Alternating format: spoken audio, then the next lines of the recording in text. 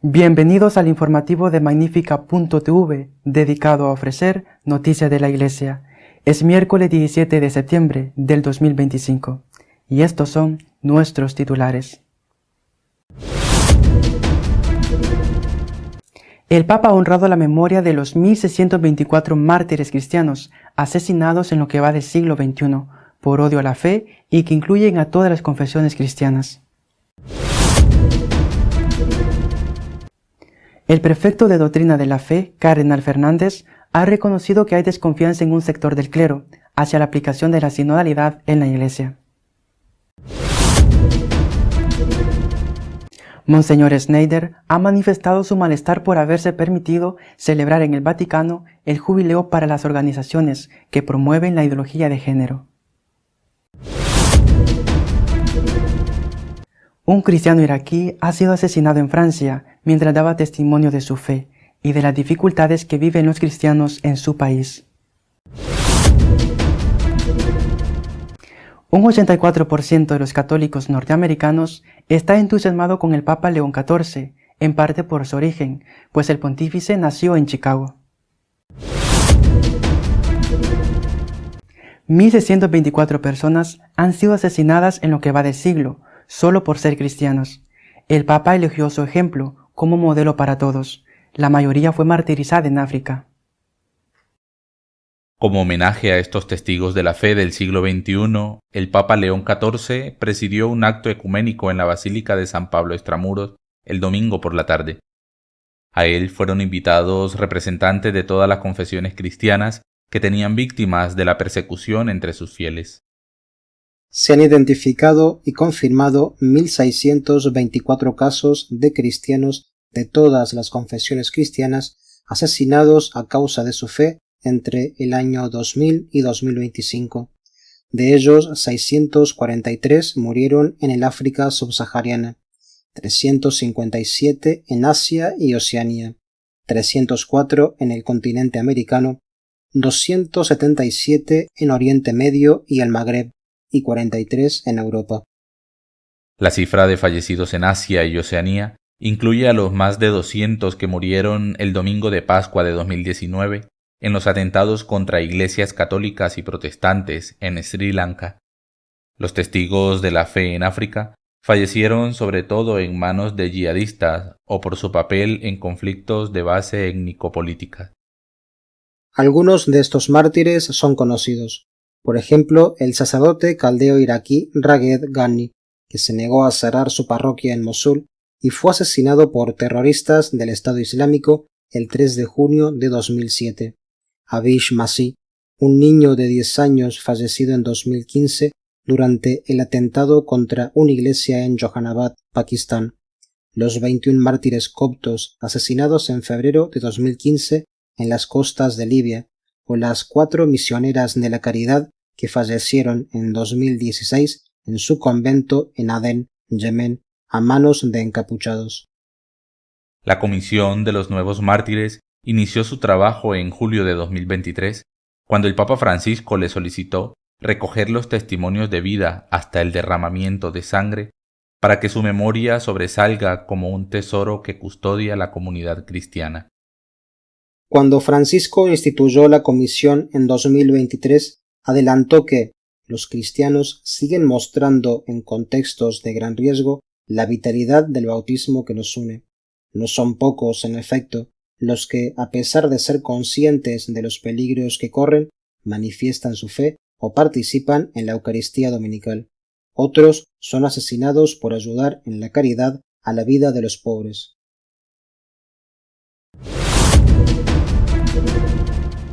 El Cardenal Fernández, prefecto de Doctrina de la Fe, ha reconocido que no está muy claro el concepto de sinodalidad y que una parte del clero desconfía. El prefecto del Dicasterio para la Doctrina de la Fe, Cardenal Víctor Manuel Fernández, ha dirigido a los nuevos obispos un extenso discurso sobre la sinodalidad. El purpurado argentino reconoció que parte del clero no sabe, no le interesa o rechaza la cuestión sinodal. En su intervención destacó tanto los riesgos de las falsas concepciones como las posibilidades de una auténtica práctica sinodal, llamada a enriquecer la vida de la Iglesia y el ministerio ordenado. El cardenal comenzó recordando la clara orientación del Papa León XIV en continuidad con el magisterio de su predecesor, Francisco. Citó palabras recientes del pontífice. La sinodalidad debe convertirse en mentalidad, en el corazón, en los procesos de decisión y en los modos de actuar. El prefecto reconoció que, junto al entusiasmo de muchos laicos, existen reservas en diversos sectores eclesiales. Algunos sacerdotes expresan dudas, desinterés o rechazo frente a la propuesta de la sinodalidad. Por ello, consideró necesario diferenciar entre lo que constituye auténtica sinodalidad y lo que son distorsiones del concepto. Fernández identificó 7 formas que, en su opinión, desvirtúan la propuesta. Entre ellas mencionó la llamada sinodalidad doctrinal, que plantea como un atajo para modificar la enseñanza de la Iglesia. A esta forma distorsionada de sinodalidad, que pretende un cambio democrático de la doctrina, debemos decir no. Se refirió también a la tentación de convertirla en una democracia elitista, cuando ciertos grupos de laicos intentan imponer sus preferencias, o en un simple brazo de la jerarquía, cuando se reduce a consultas formales sin incidencia real. Asimismo, señaló el peligro de una sinodalidad metodológica, que se limita a encuestas y reuniones sin frutos concretos. Por último, advirtió sobre el riesgo de una homogeneización universal que impondría un único modelo válido para todas las iglesias locales, lo que, dijo, congelaría el camino sinodal ignorando las diferencias. En una dura entrevista, Monseñor Schneider ha criticado el apoyo del Vaticano a la celebración del jubileo promovido por las organizaciones LGTB. El obispo Athanasius Schneider, en una entrevista con la periodista Diane Montagne, se ha pronunciado enérgicamente contra la reciente peregrinación internacional del jubileo LGBTQ+, sancionada por el Vaticano, denunciándola como una profanación de la Puerta Santa y una burla a Dios.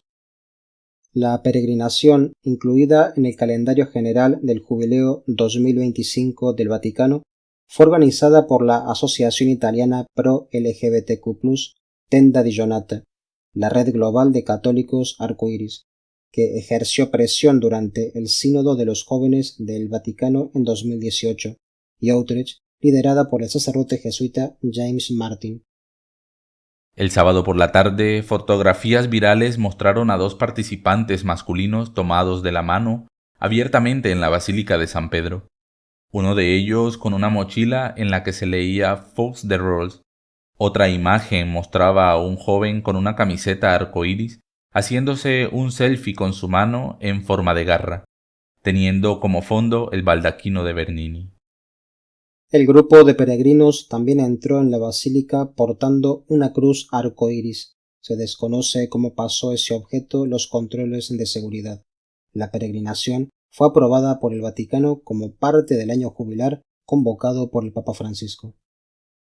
La peregrinación de 2 días de duración también incluyó una vigilia el viernes por la tarde, en la que una pareja de lesbianas relató su historia de amor, y una misa el sábado por la mañana celebrada por el vicepresidente de la Conferencia Episcopal Italiana, quien animó a los asistentes a tener paciencia hasta que la Iglesia reconozca el estilo de vida LGBTQ+. El obispo Schneider insta además al Papa León XIV a seguir el ejemplo de San Juan Pablo II, denunciando públicamente el incidente LGBTQ+, en la Basílica de San Pedro, reconociendo la responsabilidad del Vaticano por haberlo permitido y realizando actos de reparación con humildad y verdad.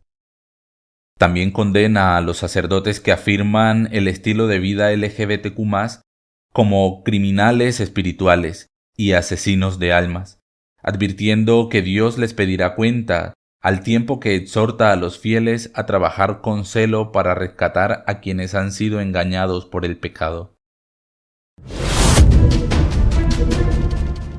Un cristiano iraquí ha sido asesinado en Francia mientras daba testimonio de su fe y narraba la persecución contra los cristianos que se vive en su país. El crimen de Ashur Sarnaya, ocurrido en Lyon, ha despertado preocupación por la seguridad de los cristianos refugiados en Europa. Fue atacado mientras hablaba públicamente sobre su fe. La iglesia local y asociaciones católicas han exigido claridad en la investigación. Ashur Sarnaya era un cristiano iraquí de 45 años que huyó de su país para escapar de la persecución islamita. Fue asesinado a puñaladas en Lyon la noche del 10 de septiembre. Según diversos medios, retransmitía en directo por TikTok un video en el que hablaba sobre su fe. El ataque ha conmocionado a las comunidades cristianas locales y ha suscitado peticiones de esclarecimiento sobre los motivos del crimen. En el momento del ataque, Ashur Sarnaya, que padecía una discapacidad y se desplazaba en silla de ruedas, regresaba a su edificio de apartamentos cuando un hombre que le estaba esperando le asestó una puñalada en el cuello. Los servicios de emergencia no lograron reanimarle.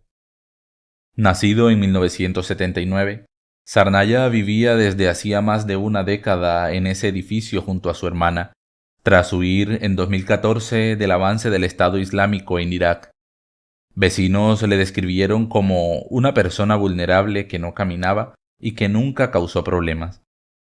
Familiares indicaron a medios locales que Sarnaya, cristiano asirio, solía realizar retransmisiones en directo por la tarde en TikTok para hablar del cristianismo. En un fragmento de video que circulaba aún el día siguiente, se le veía con el rostro ensangrentado, con sangre en la nariz y la boca, pues la transmisión se había mantenido mientras le mataban.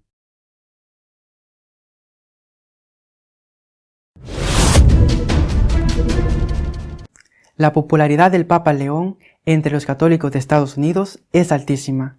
Un 84% se muestran entusiasmados con él y con su forma de gobernar. Una encuesta del Pew Research Center muestra que el 84% de los católicos estadounidenses tienen una opinión favorable del pontífice. El estudio revela que la valoración es aún más alta entre quienes asisten a misa con frecuencia. El entusiasmo es mayor por ser el primer papa nacido en Estados Unidos. Según el estudio, el 84% de los católicos encuestados en Estados Unidos manifiestan tener una visión mayormente favorable, 47%, o muy favorable, 37%, del actual pontífice. En contraste, solo un 4% expresó una opinión desfavorable y un 11% afirmó no haber oído hablar de él. Entre los estadounidenses no católicos, más de la mitad, 56%, dicen tener una percepción favorable del Santo Padre, mientras que un 31% declara no conocerle. La encuesta fue realizada entre el 8 de julio y el 3 de agosto a 9.916 adultos estadounidenses, de los cuales 1.849 se identifican como católicos. El margen de error del estudio es de más o menos 3,1 puntos porcentuales. El mismo porcentaje, un 84%, valoraba positivamente al Papa Francisco en los primeros meses de su pontificado, según recuerda el informe. La frecuencia con la que se asiste a misa influye significativamente en la percepción del nuevo Papa. Entre los católicos que asisten semanalmente o con más frecuencia, el 95% tiene una opinión favorable. Entre quienes asisten unas pocas veces al año o al mes, el porcentaje es del 84%. Incluso, entre aquellas que rara vez o nunca asisten a misa, el 77% expresa una valoración positiva. Más de 3/4 partes de los católicos estadounidenses se declaran entusiasmados por el hecho de que León XIV, nacido como Robert Francis Prevost en Chicago en 1955, sea el primer papa originario de Estados Unidos. Pese a esta valoración general positiva, solo un 7% de los católicos encuestados afirma conocer bien al nuevo papa, mientras que un 25% reconoce no saber nada sobre él. Casi un 70% dice conocer un poco al pontífice, quien pasó varias décadas al servicio de la Iglesia en Perú y fue obispo de Chiclayo entre 2015 y 2023.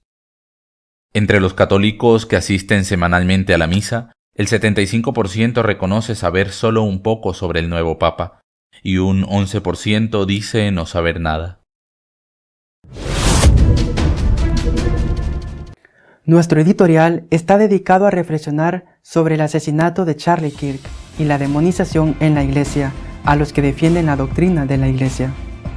Un joven esposo y padre de 32 años, Charlie Kirk, ha sido asesinado brutalmente en Estados Unidos. Era un líder del Partido Republicano y un valiente defensor de la familia y de la vida desde la concepción. Y ha sido asesinado precisamente por eso, o al menos sobre todo por eso. Es una noticia que ha conmocionado, ha revuelto Estados Unidos. El presidente Trump se ha apresurado a decir que alguien le ha matado. El FBI está buscándolo, pero que esto es una consecuencia de la demonización que están padeciendo en ese país aquellos que defienden lo que defendía Kirk. Es decir, entre otras cosas, la familia y la vida. Unos ponen las balas en el rifle telescópico con que posiblemente un profesional, no lo sabemos, ha matado a este joven. Y otros aprietan el gatillo. Es verdad que los líderes demócratas, por lo menos muchos de ellos, han condenado el asesinato. Pero si no se va a la raíz de la causa, no se va a resolver nada.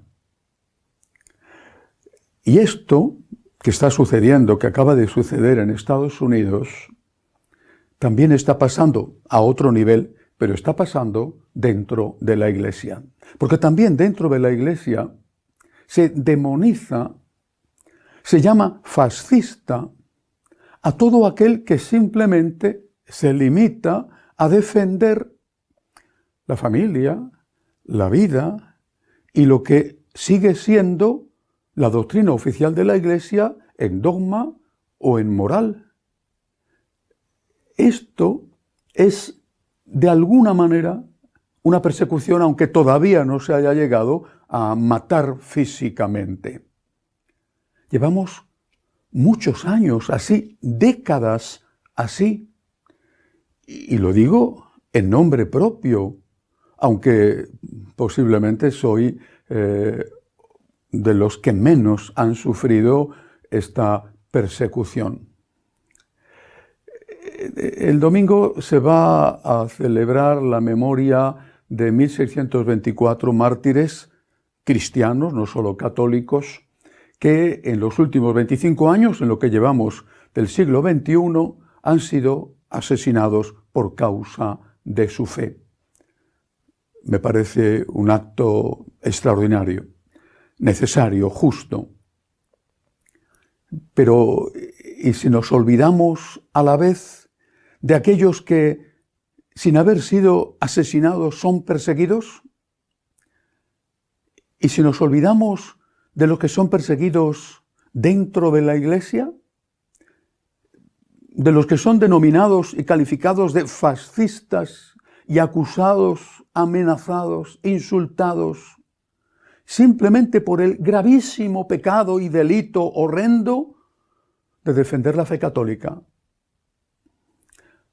Pongamos un ejemplo.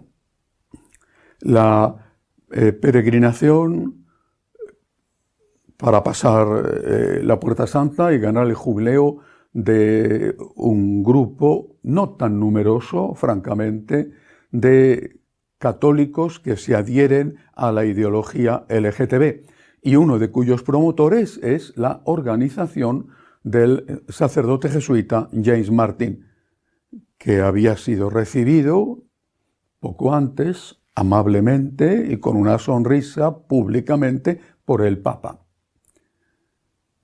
¿Qué sucede con los que están viendo en esa peregrinación algo que no concuerda con el espíritu del jubileo. ¿Por qué? Dicen, porque pasar la Puerta Santa implica conversión o deseo de conversión, mientras que allí lo que tuvo lugar, dicen, no fue conversión, sino reivindicación. Uno de los que más duramente ha criticado lo ocurrido ha sido Monseñor Schneider, el obispo Schneider. Él ha destacado precisamente esto: no hubo conversión, hubo reivindicación. Y ha señalado algunas de las cosas que ocurrieron, incluso dentro de la propia Basílica del Vaticano. Ha calificado el hecho como una abominación desoladora en un lugar sacro y ha responsabilizado a las autoridades de la Santa Sede por no haber previsto lo que iba a ocurrir y haberlo permitido. Ha pedido incluso públicamente al Papa que haga un acto de desagravio, no solamente por esto que ha pasado, sino también por lo que años atrás tuvo lugar con la Pachamama. ¿Qué pasa con los que no están de acuerdo con que estas cosas sucedan en la Iglesia? Somos unos fascistas. Ellos, que son comunistas, nos llaman a nosotros fascistas.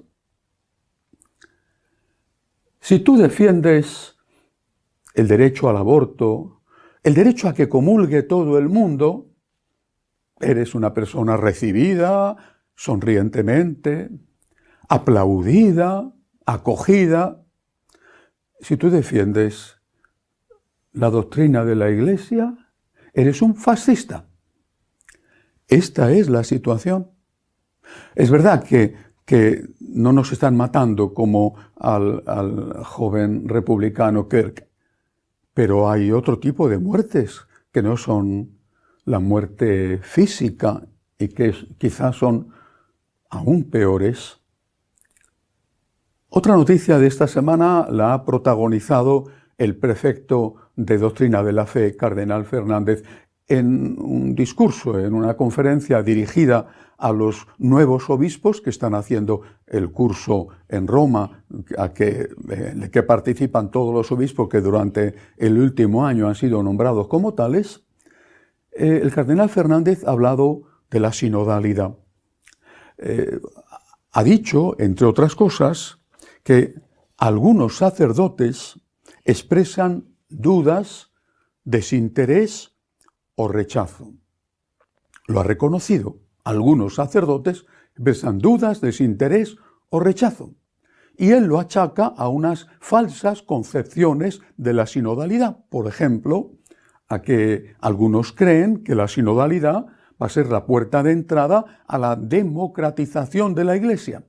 Es decir, a que dogma, moral, liturgia se haga en función de las opiniones de la mayoría. Él considera que esto es un concepto equivocado de la sinodalidad, aunque ha admitido que puede haber distintas formas de sinodalidad según los países, que en el fondo coincide, al menos en parte, con lo que pide el sínodo alemán.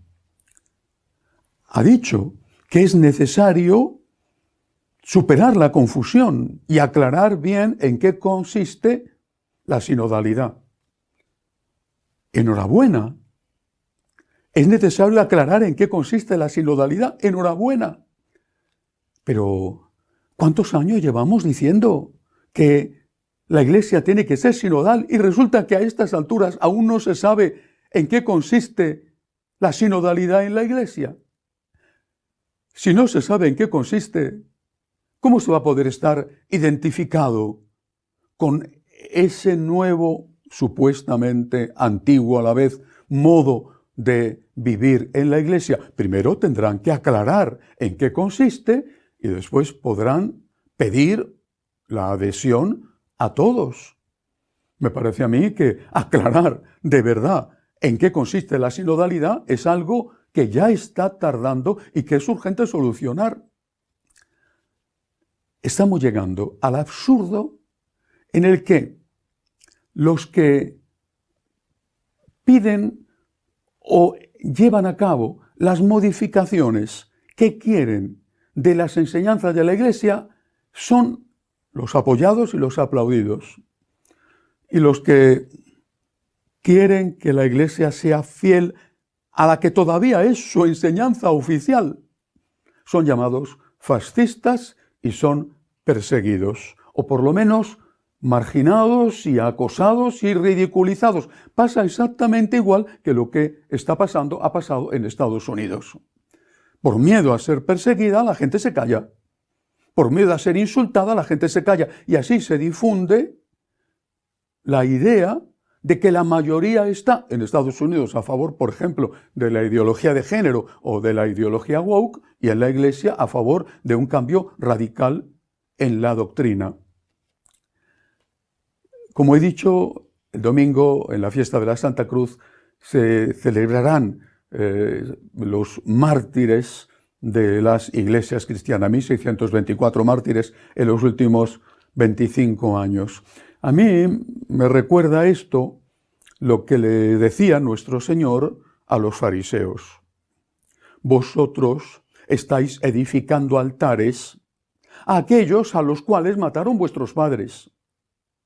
Estamos recordando los mártires que han derramado su sangre por Cristo y lo que estamos olvidando de aquellos que hoy, sin llegar a ser asesinados, como el señor Kirk en Estados Unidos, aquellos que hoy están siendo perseguidos dentro de la Iglesia, por la Iglesia, al menos en parte, simplemente por defender lo que todavía es la doctrina de la Iglesia. ¿Cómo se va a evangelizar así? Se habla de Cristo. Cristo tiene que estar en el centro, pero a la vez se separa a Cristo del mensaje de Cristo. Y se está diciendo Cristo sí y su mensaje no, como si fuera posible separar el mensaje del mensajero.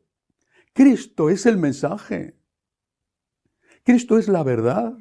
Y no se puede decir, pongamos a Cristo en el centro de la evangelización, pero rechacemos aquellas cosas del mensaje de Cristo que no están de moda, que no nos gustan, que no nos convienen o que suponen las críticas del mundo. Tendremos que decir Cristo sí y su mensaje también. No se puede separar Cristo del mensaje de Cristo. Hasta que eso no se aclare, hasta que no se resuelva esta dicotomía que dice que se sigue a Cristo, pero no a su mensaje, y que provoca el insulto, la demonización de todos aquellos que dicen simplemente Cristo sí, su mensaje también. Hasta que eso no se resuelva, la evangelización será absolutamente imposible. Y esto le corresponde hacerlo al Papa. Él tiene la obligación histórica no sólo de defender al mensajero, no sólo de defender a Jesucristo, sino también de defender íntegramente su mensaje. Es su responsabilidad. Por eso, porque es muy difícil, tenemos que rezar por él. Hasta la semana que viene, si Dios quiere. Seguiremos informándoles de lo que pasa en la Iglesia. Puedes seguirnos en nuestro canal de Magnífica.tv y Franciscano de María. Hasta la semana que viene, si Dios quiere.